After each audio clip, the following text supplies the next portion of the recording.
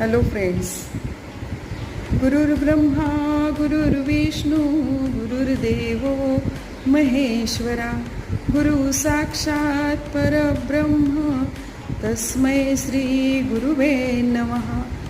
गुरुपौर्णिमेच्या माझ्या सर्व गुरूंना माझा मनपूर्वक नमस्कार.